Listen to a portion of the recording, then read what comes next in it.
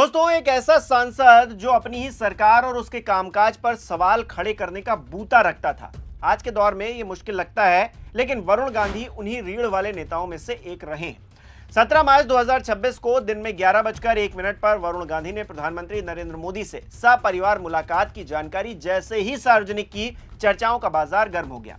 2 साल से लगातार गायब रहे वरुण गांधी की अचानक से एंट्री से किसका बीपी बढ़ रहा है? दिल्ली लखनऊ की लड़ाई के बीच चुनाव से पहले गुजरात लॉबी क्या विशेष मठाधीश को कोई संदेश भेज रही है? क्या एक तीर से कई निशाने लगाने की सियासी कोशिश भी उत्तर प्रदेश में की जा रही है? करेंगे बात। नमस्कार, मेरा नाम हिमांशु मिश्रा है, आप देख रहे हैं 4PM न्यूज नेटवर्क।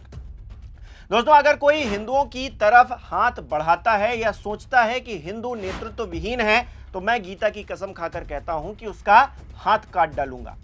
यह बयान योगी आदित्यनाथ का नहीं है, बल्कि वरुण गांधी का है, जिनकी सियासत को कई लोग फिलहाल हाशिए पर जाता देख रहे थे, लेकिन अचानक से हालात और जज्बात बदल चुके हैं। एक तस्वीर कई कहानी बयां कर रही है। वरुण गांधी का परिवार के साथ में प्रधानमंत्री नरेंद्र मोदी से मिलना क्या यूपी की सियासत में नए बदलाव की दस्तक दे रहा है? दोस्तों, ये बात साफ है कि दिल्ली और लखनऊ के बीच सब कुछ ठीक नहीं चल रहा है और कई मौकों पर इसकी मिसाल भी मिलती रही है। वरुण गांधी भी सांसद रहते हुए सीएम योगी आदित्यनाथ से कभी नहीं मिले, सरकार के कामकाज पर लगातार सवाल खड़े करते रहे। तो क्या दुश्मन का दुश्मन दोस्त वाली कहावत यहां पर सटीक बैठती है? यूपी में 2012 से 17 के बीच सपा की सरकार थी। दोस्तों, वरुण गांधी इस सरकार पर हमलावर रहते थे। जब भी मंच पर होते, आक्रामक भाषण देते। पीलीभीत में एक बार उन्होंने महात्मा गांधी के अहिंसावादी सिद्धांत को ही खारिज कर दिया। वरुण गांधी ने कहा कि मैं इसे बेवकूफी मानता हूं कि कोई अगर उनके एक गाल पर चाटा मारे तो वो दूसरा गाल आगे कर दे। उन्होंने कहा कि अगर ऐसी परिस्थिति बने तो उसके हाथ काट डालो, जिससे वो किसी दूसरे पर हाथ ना उठा सके। लेकिन 2017 में योगी आदित्यनाथ के उदय के साथ में वरुण गांधी की पार्टी में स्थिति कमजोर होती चली गई। उस वक्त तक वरुण गांधी हिंदुत्व का एक बड़ा चेहरा बन चुके थे, इस बात से इनकार नहीं किया जा सकता। इसका अंदाजा इसी बात से लगा लीजिए कि 2014 में जब देश में बीजेपी की सरकार बनी और नरेंद्र मोदी प्रधानमंत्री बने, तो यूपी में एक चर्चा फैल गई कि 2017 में बीजेपी अगर जीतेगी तो वरुण गांधी मुख्यमंत्री होंगे। प्रयागराज में तो भावी मुख्यमंत्री के पोस्टर तक लग गए। यूपी में चुनाव में बीजेपी जीती भी, लेकिन योगी आदित्यनाथ मुख्यमंत्री बनाए गए।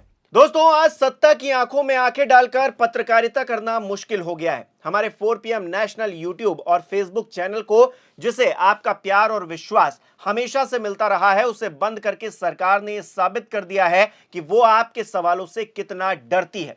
मुश्किल दौर है, लेकिन हम न रुके थे और न ही रुकेंगे। हम सच के लिए हमेशा लड़ते रहेंगे। ऐसे में 4PM यूपी को ज्यादा से ज्यादा ज्वाइन करें और स्वतंत्र पत्रकारिता को जिंदा रखने के लिए जितना हो सके उतना हमारा आर्थिक सहयोग करें। आपके सहयोग से ये जंग हम जीत कर रहेंगे। शायद यही कारण रहा कि वरुण गांधी की सियासी सक्रियता धीरे धीरे कम होती चली गई।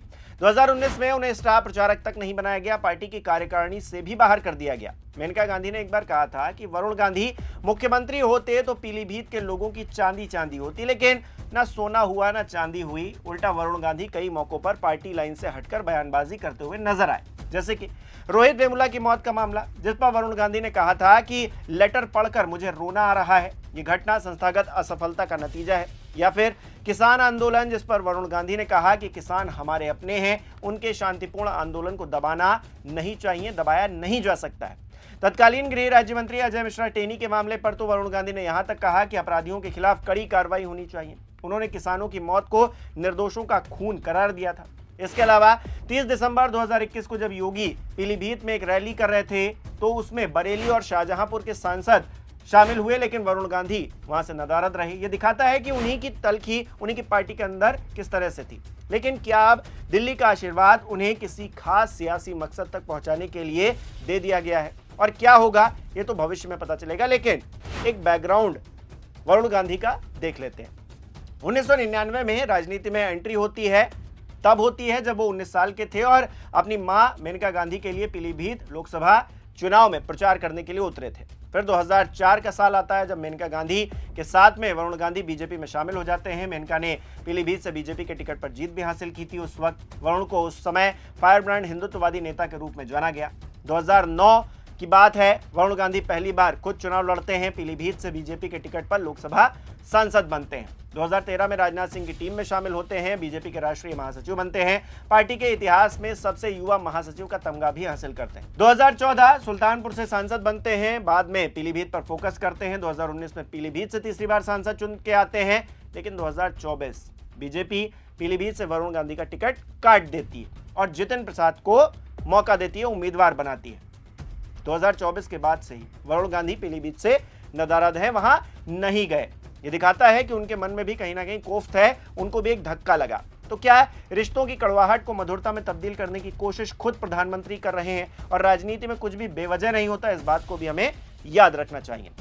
लोकसभा चुनाव में पीलीभीत से टिकट कटने के बाद वरुण गांधी ने पहली बार प्रधानमंत्री मोदी से अगर मुलाकात की है तो इसके मायने क्या है, और जब मुलाकात हुई है तो बातें भी हो रही हैं। लेकिन असल में क्या होने जा रहा है, उत्तर प्रदेश की राजनीति जिस तरह से गर्म है, आने वाले दिनों में वरुण गांधी की क्या भूमिका रहने वाली है, आपको क्या लगता है, कमेंट करके जरूर बताइएगा। इस वीडियो को लाइक करना, शेयर करना मत भूलिएगा। हमारे चैनल को सब्सक्राइब नहीं किया है तो वो भी जरूर कीजिएगा। आप हमें सहयोग भी कर सकते हैं ज्वाइन बटन पर क्लिक करके। बहुत बहुत धन्यवाद।